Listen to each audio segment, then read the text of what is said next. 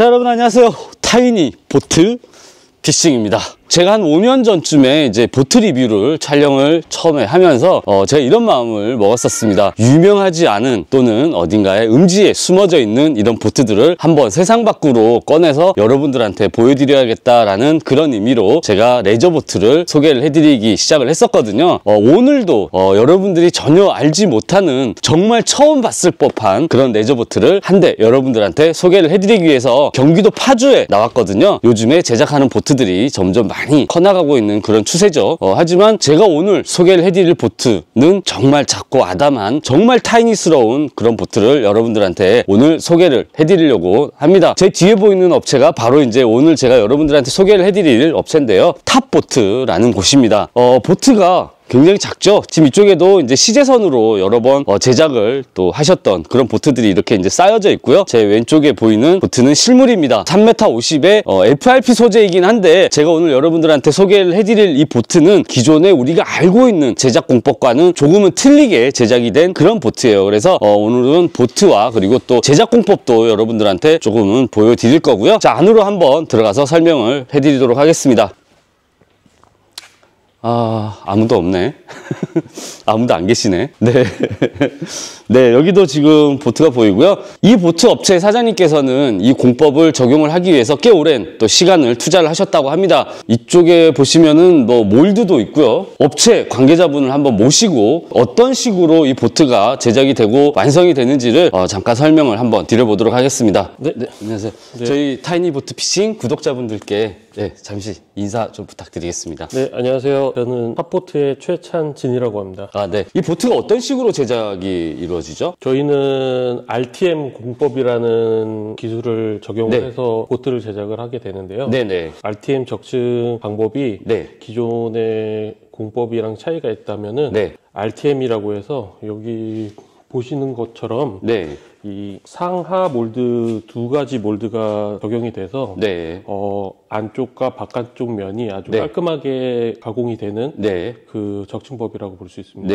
제 뒤에 보이는 이게 이제 선체를 제작하는 몰드인가요? 네, 맞습니다. 요 몰드를 이제 적용을 하게 되면은 안과 밖이 아주 깔끔한 선형이 나오고요. 그리고 또 이제 일정한 품질의 그 제품을 소비자들에게 공급해 드릴 수 있는 장점이 있습니다. 자, 이게 지금 PVC 폼이라는 건데 보기에는 뭐 스펀지 재질 같은데 굉장히 딱딱한데요? 네, 맞습니다. 이게 PVC로 되어 있기 때문에 일단은 그 압축력이 아주 강하기 때문에 기존 그 해외에 있는 여러 그 요트 업체에서는 이미 이 재료를 많이 적용을 해서 제작이 되고 있습니다. 선체 전체 다 올 적용이 되어 있기 때문에 보다 튼튼하다라고 말씀드릴 수 있습니다. 맞습니다. 그러면 이제 장소를 바꿔서 제가 탑보트에서 제작을 한 이 보트의 대원과 또 구성을 한번 살펴보도록 하겠습니다.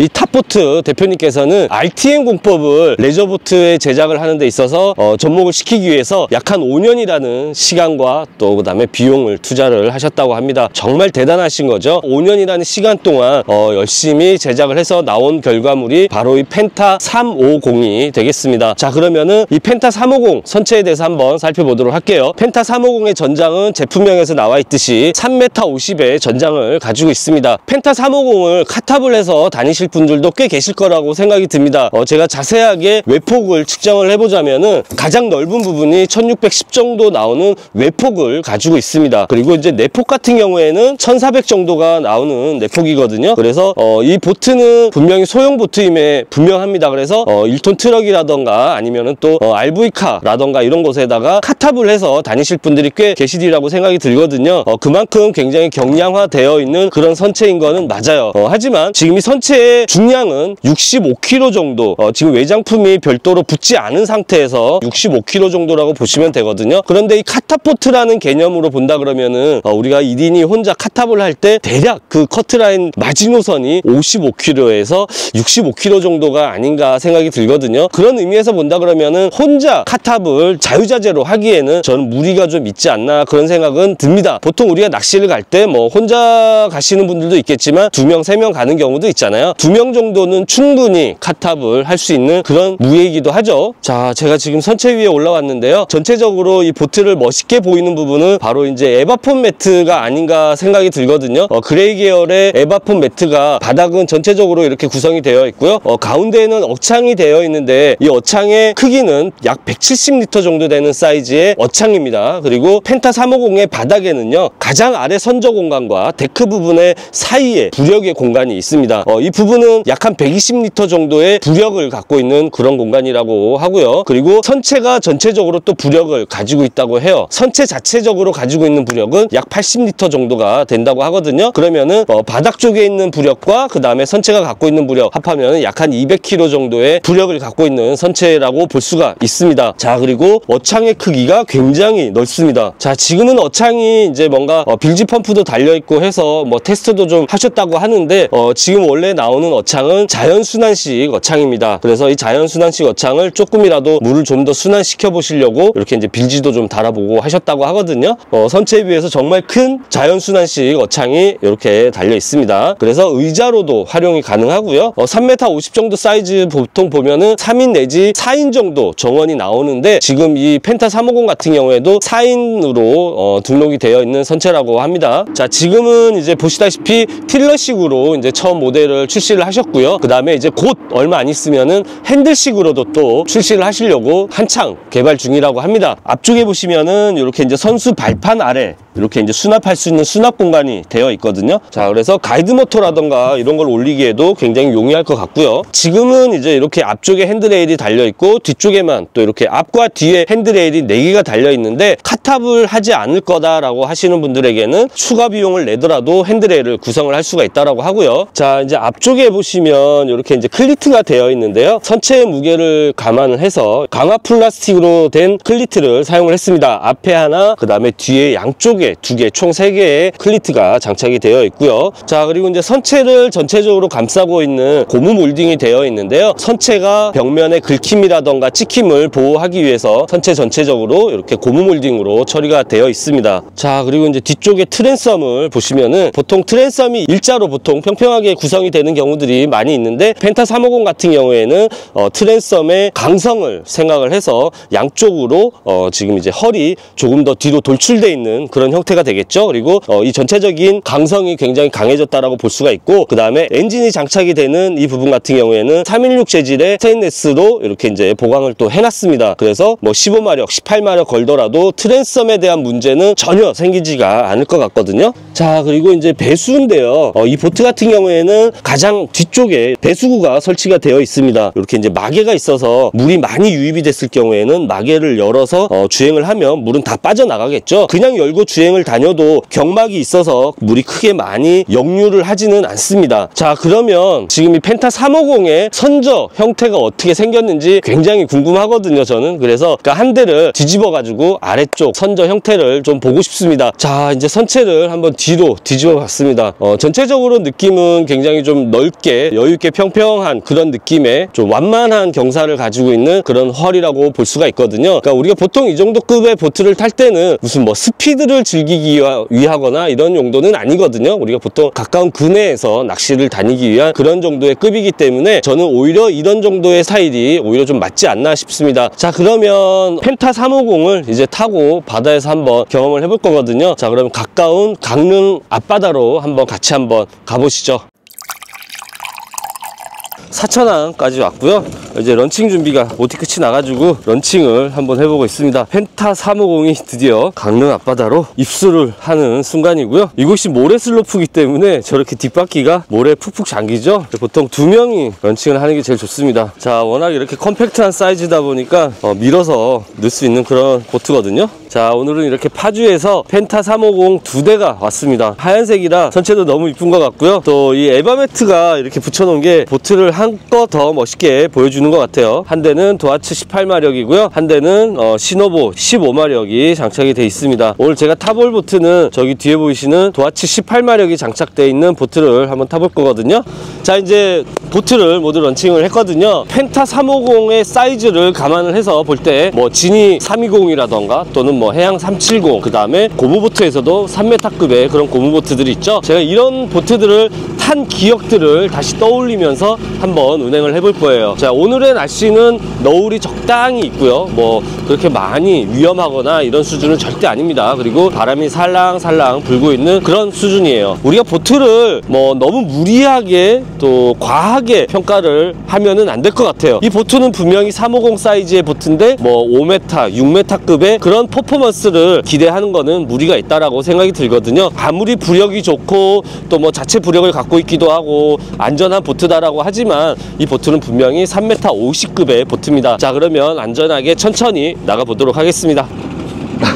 부장님 몇 킬로 나가세요? 96킬로요. 아, 거의 100kg 정도에 육박하는 그런 몸무게를 갖고 계시고 앞에 타고 계십니다. 자, 현재 제가 앉아있는 자리는 지금 아이스박스를 하나 이렇게 놨거든요. 굉장히 편안한 그런 위치를 하고 있고요. 자, 이제 항을 빠져나왔습니다. 보시다시피 보트가 잔너울이 있기 때문에 어느 정도 상하작용을 하겠죠. 너울에 적당히 울렁울렁 하고 있습니다. 그런데 제가 이렇게 이제 기대서 서 있는데 뒤쪽에 아이스박스를 다리를 이렇게 기대서 서 있는데요. 그렇게 불편함은 없고요. 하지만 이 정도 선체가 되면 서서 낚시를 한다기보다는 앉아서 대부분들이 낚시를 하겠죠. 앉아봤는데 그닥 롤링은 없다라고 보여집니다. 이 정도 급에서죠. 정면에서 오는 너울을 맞으면서 천천히 한번 앞으로 나가 볼 건데요. 지금 보시다시피 앞쪽에는 100kg 정도 되시는 분이 앉아 계시고 저는 70kg 정도 되는 몸무게거든요. 그리고 뒤쪽에 기름통 실려 있고요. 아이스박스 하나 실려 있습니다. 어창을 열어놨기 때문에 물이 어느 정도 차 있는 상태입니다. 자, 지금 엔진이 도하치 18마력인데 무게로만 본다면 지니보트하고 거의 비슷한 수준이라고 봐야 되겠죠.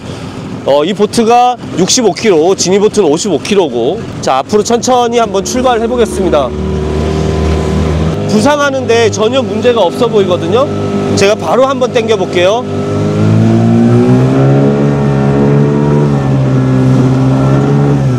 네, 와, 보셨죠? 이 정도로 배가 제가 당기면 당기는 대로 바로바로 나가줍니다. 자, 결국은 부상활주에는 뭐 18마력은 당연히 문제가 없죠. 뭐 15마력 뿐만이 아니라 업체 관계자분께서는 9.8마력으로도 충분한 테스트를 거치셨다고 해요. 그렇게 본다 그러면은 저는 4.9마력도 가능하지 않을까라는 그런 생각을 가지고 있습니다. 지니보트라던가 뭐 해양 370 같은 경우에도 4.9마력으로 운영이 가능하잖아요. 그러니까 결국은 이 펜타 350도 만일에 입문자 분들께서 선택을 하시게 된다 그러면은 4.9마력으로 장착을 하더라도 큰 문제가 없지 않을까 조심스레 한번 추측을 해봅니다. 자, 앞으로 한번 조금 달려나가 보겠습니다. 선수 헐이 굉장히 넓게 형성이 되어 있기 때문에 보트가 착수할 때 물과의 어떤 그런 마찰 충격이 좀 많지 않을까 생각을 했는데 전혀 그렇지 않습니다. 자, 조금 더 달려볼게요. 천천히 가니까 너울을 하나하나 다 넘으면서 약간씩 생기는 스프레이가 앞으로 날라와요. 지금 바람이 조금 있는 상태거든요. 오히려 달리면 좀 괜찮아질 것 같아요. 조금 달려보겠습니다.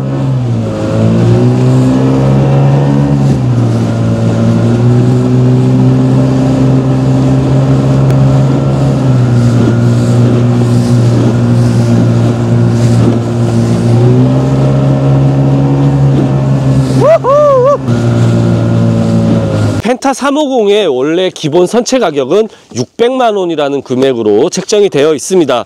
그런데 이 600만 원이라는 금액이 야, 이 선체 사이즈에 비해서 비싼 거 아니냐라는 의문을 가질 분들이 분명히 계시겠죠. 이 보트는 제가 앞에서 말씀을 드렸다시피 전체가 다 PVC 폼이라는 소재로 이루어져 있고 완파가 되더라도 소재들은 다 떠오르게 되어 있거든요. 안전에도 대비가 됐다라는 얘기가 되겠죠. 지금 기본 선체 가격은 600만 원이고요. 그리고 이 영상이 나간 이후부터는 열대 한정으로 480만 원이라는 금액으로 이벤트를 해주신다고 합니다. 영상을 보신 분들께서 혹시라도 구매를 원하시는 분들이 계시면은 제가 아래 더보기란에다가 탑 보트의 업체 정보를 제가 메모를 해드릴 테니까요. 상담을 해보시면 좋을 것 같습니다. 탑보트에서 제작을 한 펜타 350을 타고 동해바다에서 한번 달려보는 그런 시간을 가졌고요. 긴 영상 시청해 주셔서 감사드리고요. 다음에도 또 좋은 모습으로 찾아뵙도록 하겠습니다. 감사합니다.